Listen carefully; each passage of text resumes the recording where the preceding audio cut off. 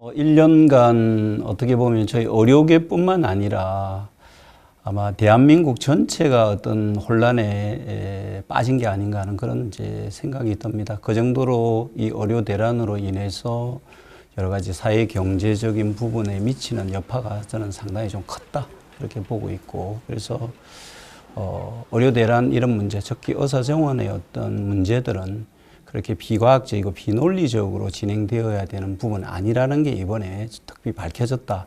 그런 부분이고, 향후에 아마 이런 의료 정책적인 부분들은 있어서는 전문가가 충분히 논의를 하고 진행해야만이 부작용을 최소화할 수 있다. 그런 어떤 하나의 결과를 지금 현재 1주년이 지난 입장에서 도출된 게 아닌가 그렇게 생각하고 있습니다. 저는 진정한 사과로 보기가 어려운 부분이 결국 이제 포교령의 전공의 처단 문제라든지 48시간 전공의 복귀에 대한 이야기가 있었지 않습니까? 그걸로 해서 의료계 전공의들이 상당히 분노할 수밖에 없었던 이유가 있었고, 아마 그 부분에 대한 사과라고 저는 받아들입니다. 그리고 현 의료 사태에 대한 생길 수 있는 부작용에 대한 사과라고 보고 있거든요. 진정한 저는 사과라는 것은 잘못된 정책을 철회하고 그 잘못된 정책에 대해서 우리가 대안을 강구하든지, 그리고 그 정책을 새롭게 어떤 대안을 제시한다면 지속 가능성이 있는 부분, 이런 부분에 대한 이야기가 같이 논의되어야 된다고 저는 보고 있습니다. 그것이 저는 진정한 사과라고 볼 수 있겠습니다. 저는 사실은 이제 정부가 제안한 제로 베이스라는 정확한 개념 정리부터가 좀 필요하다고 보고 있습니다. 다양한 이야기들이 많이 나오고 있는 것은 잘 아실 거고요. 그래서 그런 개념 정리를 먼저 하는 게 가장 중요하다 생각하고, 사실은 이제 지금 당장 내년 입시를 어떻게 해야 되는 한 부분에 있어서는 저희들은 교육이 좀 불가하다라는 이야기를 강조하는 이유가 결국 이제 교육의 질 아니겠습니까? 교육의 질을 저희들이 강조하는 이유가 준비 안 된 의사들이 배출된다면은 그 이후에 저희들이 예상하는 파급력은 상당히 크다. 이제 그런 부분에 있어서 저는 교육의 질과 교육의 마스터 플랜을 정부에 요구를 하는 것입니다. 저는 이제 가장 큰 문제가 지금 현재 정부의 그런 어떤 이 협상에 아니면 이 정책을 풀어나가는 데 있어서 책임자가 누군지 정말 혼란스럽습니다. 저희들 입장에서는 그렇습니다. 그리고 다양한 이야기들을 우리가 충분히 논의할 수 있지만은 지금 현재 교육부, 보건복지부 또는 정부 또는 어떤 수석들 간의 의견 일치가 전혀 없는 상황으로 저는 느껴집니다. 그렇다면은 과연 저희들 입장에서 누구랑 이야기를 해야 되고 누구랑 이 문제를 풀어야 될지 상당히 좀 어려운 상황이다. 저는 그렇게 보고 있습니다. 그렇기 때문에 저희들이 좀 요구하고 싶은 것은 정부 내에서도 어떤 단일된 목소리, 단일된 책임자가 누군지를 명확하게 밝힐 필요가 있다고 저는 그렇게 생각하고 있습니다. 그게 최상목 대행이 되실 수도 있고 이조 장관이 되실 수도 있겠죠. 그렇다면은 현재 권한대행인 최상목 대행이 문제를 풀겠다는 확실한 책임자라는 말씀을 해 주신다든지, 좀 정부 내에서도 단일된 목소리가 나와야 될 시점이 아닌가 저는 그렇게 보고 있습니다. 그간의 이런 부분들에 대해서는 의료계가 줄기차게 요구했던 것도 아마 잘 아실 겁니다. 왜냐 그러면 결국은 기피과 문제라든지 필수 의료과 지역의 문제들의 기본적인 원인이 수가 현실화라든지 의료사고 처리 특례법에 있지 않습니까? 결국은 우리가 형사적인 부분에 타 국가에 비해서 과도하다. 그렇다면은 그들이 진료 현장에서 진료를 충분히 할 수 있는 그런 환경들을 이렇게 구성해야만이 된다고 우리가 강조를 했던 부분인데, 실제적으로 그 이후에 이제 정부의 진행되는 모습을 보면은 행동보다는 좀 말이 앞섰다.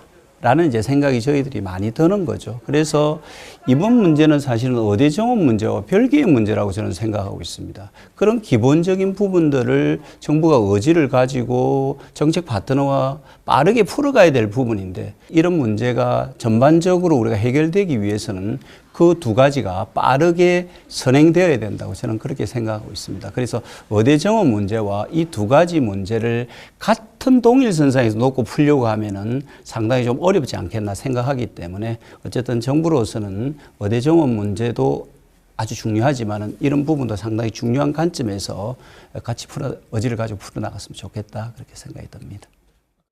네, 맞습니다.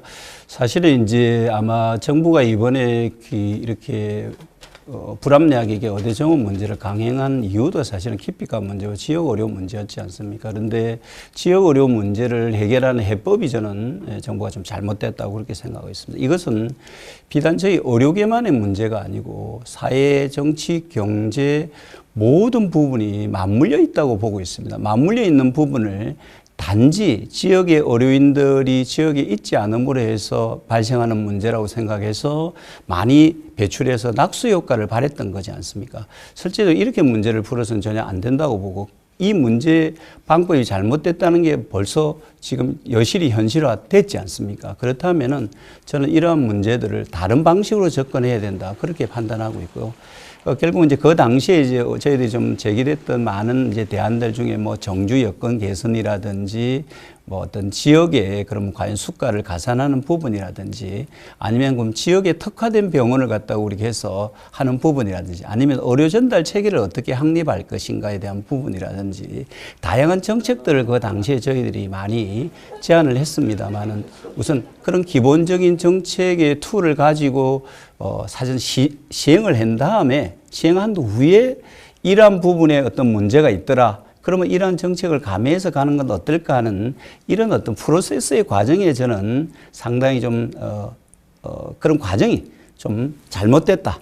그렇게 보고 있습니다. 사실은 그렇습니다. 뭐 저도 이제 그 협회장이면서 의사였고 또 현장에서 의료인의 한 사람으로서 환자의 아픔, 고통을 늘 함께 왔던 사람이지 않습니까? 특히 대학의 교수님들도 저는 마찬가지고 전공의들도 마찬가지고 미래 우리 의사가 될 학생들도 저는 마찬가지라고 생각합니다.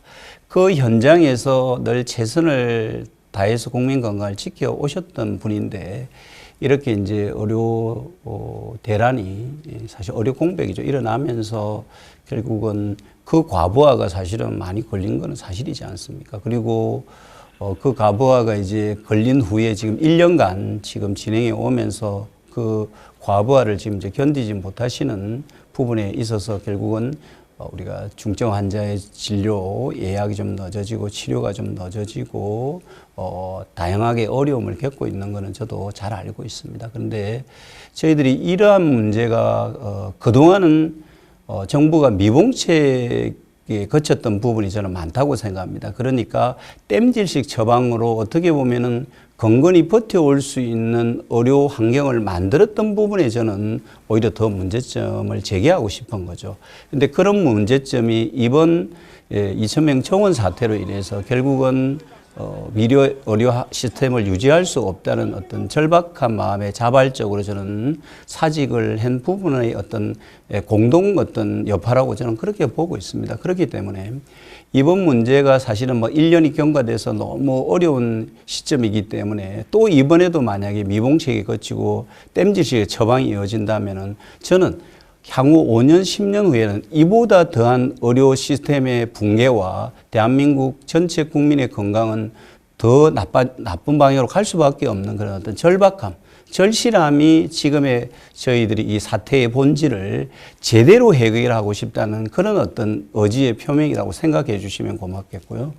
저희들도 빠르게 이 사태가 제대로 해결돼서 제자리에서 제 역할을 할 수 있고 또는 훌륭한 인재로서 배출되어서 전문가로서 어떤 자기의 역할에 충실하고 전문가로서 자부심을 느낄 수 있는 그런 의료 환경 조성이 되어야 되겠다는 생각이 더 저는 강하다고 보고 있습니다.